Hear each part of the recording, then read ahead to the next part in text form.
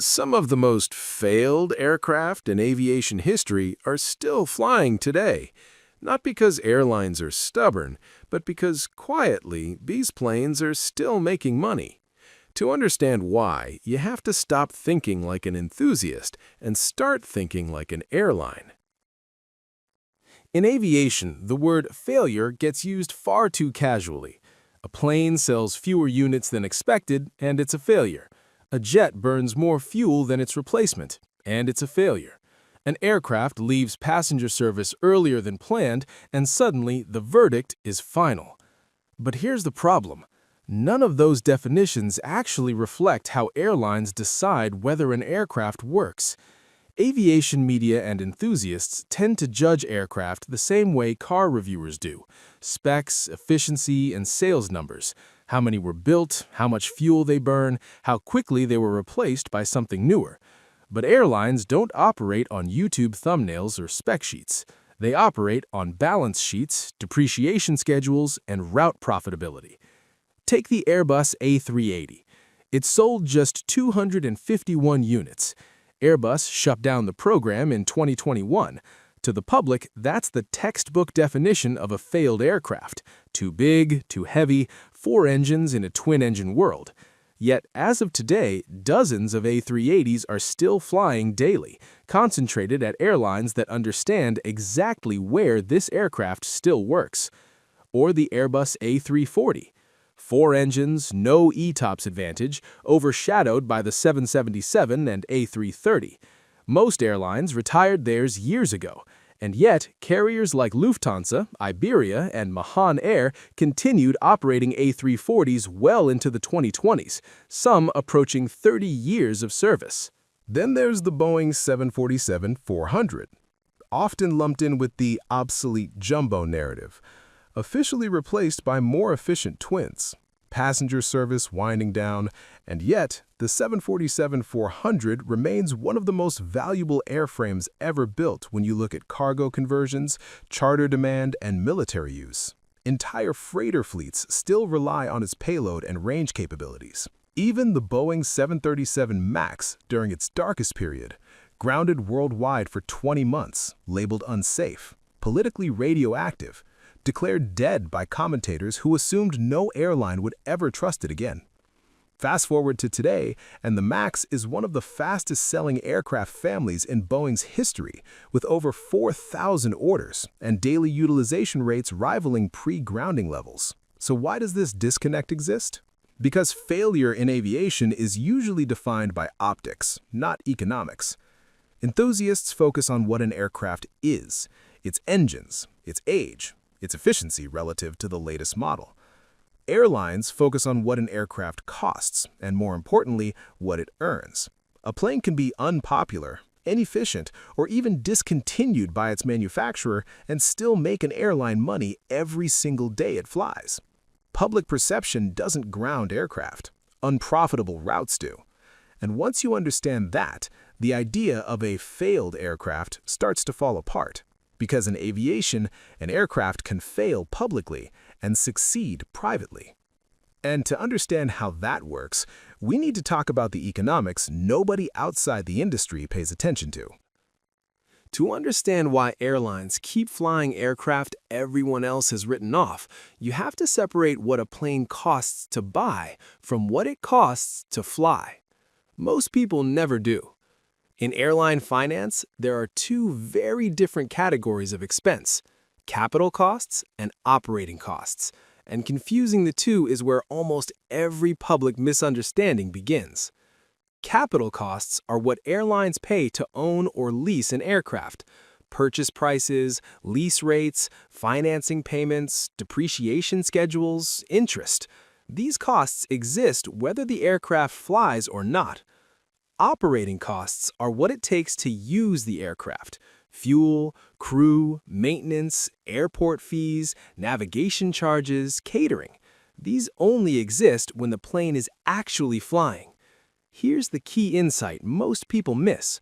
Once an aircraft is fully depreciated or paid off, the most expensive part of owning it disappears. A new Airbus A350-900 lists for over $300 million before discounts. Even after typical airline pricing, the capital burden is enormous. Lease payments alone can exceed $1.2 million per month. If that aircraft sits idle during a slow season, the airline is still bleeding cash every single day. Now compare that to a 25-year-old Airbus A340 that's fully owned. No lease, no loan, no depreciation hit. The airline's cost structure collapses down to operating expenses only. Yes, it burns more fuel. Yes, maintenance is higher, but those costs scale with use. If demand drops, the plane can be parked with minimal financial pain. A new aircraft cannot.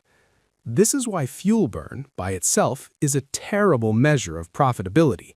Fuel is a variable cost. Capital is a fixed one. An older jet burning more fuel can still be more profitable than a new one if the alternative is paying millions per month for an aircraft that isn't flying full. Airlines don't optimize for efficiency in isolation. They optimize for risk. And this is where sunk costs quietly reshape decision-making. Once an aircraft is paid off, the airline has already absorbed the financial pain. What's left is opportunity.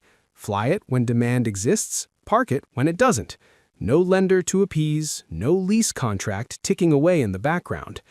This dynamic became especially visible in the 2010s and again after 2020. During seasonal downturns, airlines faced a choice: keep brand-new wide-bodies flying half-empty just to justify their capital costs, or deploy older aircraft only when the revenue case made sense. Lufthansa's A340 fleet is a textbook example.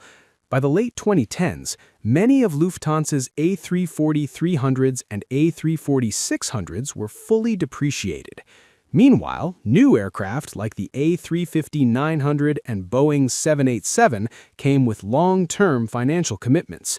During winter months, when long-haul demand softened, parking an A350 meant burning cash. Flying a paid-off A340 meant covering variable costs and little else. That flexibility is incredibly valuable. The same logic applied to the Boeing 747-400. Airlines that owned their 747-400s outright, rather than leasing them, kept them flying far longer than expected. British Airways, KLM, and several Asian carriers used them strategically on routes where demand spiked, cargo yields were strong, or slot constraints rewarded sheer size. A 747-400 doesn't need to be the most efficient aircraft in the sky to be useful. It just needs to make more money than it costs that day. And when there's no lease payment attached, that threshold is surprisingly low. This is why airlines would often rather fly an inefficient aircraft than park a new one. Parking a new aircraft doesn't stop the clock. Parking an old one effectively does. And in an industry with razor-thin margins and unpredictable demand, that difference can determine whether a route survives at all. The result is counterintuitive but consistent. Old aircraft don't survive because airlines are sentimental. They survive because they are financially forgiving. They can be added, removed, redeployed, or sidelined without threatening the balance sheet. And that makes them powerful tools in a business where flexibility is everything. Which brings us to the next question.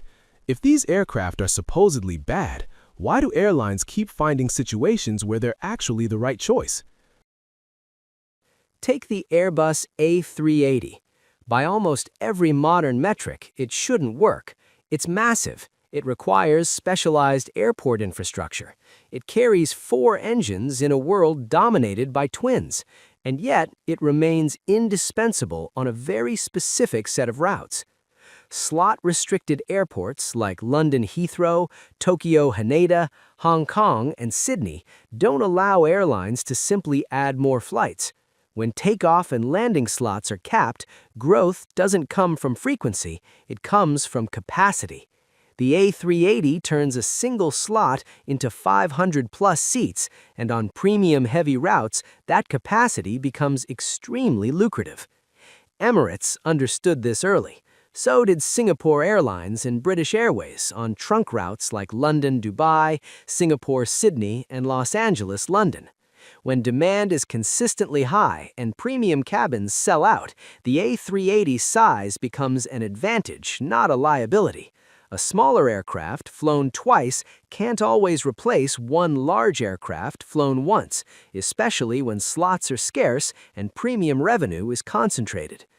The Airbus A340 tells a very different story. This wasn't about density, it was about reach. Before the widespread availability of modern long-range twins, the A340 quietly filled a niche that still exists today. Long, thin routes with inconsistent demand. Routes that are too long for narrow bodies, too risky for high-capital wide bodies, and too seasonal to justify permanent deployment of new aircraft. Airlines like Lufthansa, South African Airways, and Iberia used the A340 to connect secondary long-haul markets where passenger numbers fluctuated heavily throughout the year. The aircraft's 4 engines provided unrestricted routing flexibility, and its cabin layouts, often skewed toward business and first class, allowed airlines to chase yield rather than volume. When demand dropped, the A340 could be parked without financial damage. When demand returned, it could be redeployed quickly without disturbing the rest of the fleet plan. That made it ideal for seasonal schedules and network experimentation long after newer aircraft had entered service. Then there's the Boeing 747-400.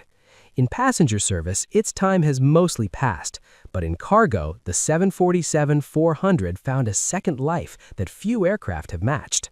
The 400's structural strength, nose-loading capability, and massive payload capacity made it one of the most desirable freighter conversions in history. Operators like Atlas Air, Cargolux, Kalitta Air, and UPS continued flying 747-400Fs and converted passenger models well into the 2020s. Beyond cargo, the 747-400 became the ultimate surge aircraft. Charter operators, government flights, humanitarian missions, and seasonal peaks all favored a platform that could move enormous numbers of people or goods in a single lift. When demand spiked unexpectedly, no aircraft matched its ability to absorb volume without network disruption. And then there's the Boeing 737 MAX during its most controversial years. Between 2019 and 2021, airlines faced a stark reality. They had placed thousands of orders for the MAX. Canceling them would have meant walking away from deposits, renegotiating fleet plans, retraining crews, and sourcing replacement aircraft in a market where alternatives were scarce. The cost of recertifying the MAX, updating software, retraining pilots, and modifying procedures was enormous, but still far lower than replacing entire fleets. For airlines like Southwest, Ryanair, and American, the MAX wasn't just an aircraft. It was the backbone of their short-haul strategy. Walking away wasn't realistic. Making it work was. And that's the common thread across all of these examples. The A380 isn't the best aircraft everywhere. The A340 isn't efficient by modern standards. The 747-400 isn't young. The early 737 MAX carried reputational baggage no spreadsheet could ignore. But airlines don't choose aircraft based on perfection. They choose them based on suitability. Right aircraft doesn't mean best aircraft.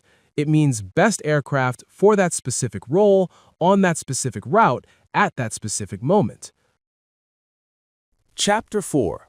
Why airlines can't replace them, even if they want to. Even when airlines decide an aircraft no longer fits their long-term strategy, replacement is rarely simple.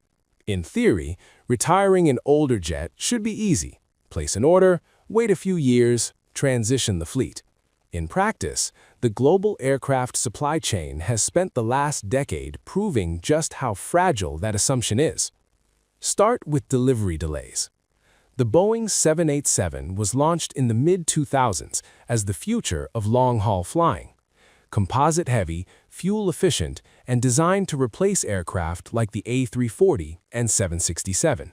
Instead, it became one of the most delayed programs in commercial aviation history. First deliveries slipped from 2008 to 2011. Production issues followed, quality control problems emerged, and between 2020 and 2022, 787 deliveries were almost completely halted. Airlines that planned their retirements around the Dreamliner suddenly found themselves short of capacity. Airbus hasn't been immune either. The A321XLR was marketed as a narrow body capable of replacing wide bodies on long, thin routes. For airlines, it promised lower trip costs and flexibility. But certification delays, weight growth, and range compromises meant the XLR couldn't cleanly replace aircraft like the A330 or A340 in every role.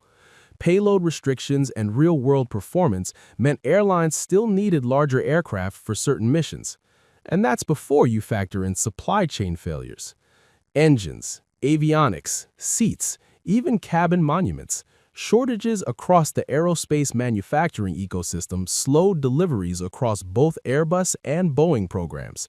Aircraft that existed on paper simply didn't arrive on time or arrived incomplete. Then there's training and fleet commonality. Replacing an aircraft isn't just about the jet itself, it's about pilot type ratings, simulator availability, maintenance tooling, spare parts inventories, crew scheduling. Introducing a new type can take years and millions of dollars before the first revenue flight even departs. For airlines operating mixed fleets, keeping an older aircraft temporarily often made more sense than rushing a replacement that would create operational chaos. So, airlines hedged.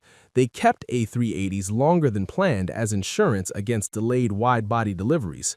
They retained A340s as capacity buffers during long-haul recovery. They flew 747-400s deeper into the 2010s because their replacements simply weren't ready. Not because they wanted to, but because they needed to. And once an aircraft survives longer than expected, it often finds a new role it was never designed for in the first place.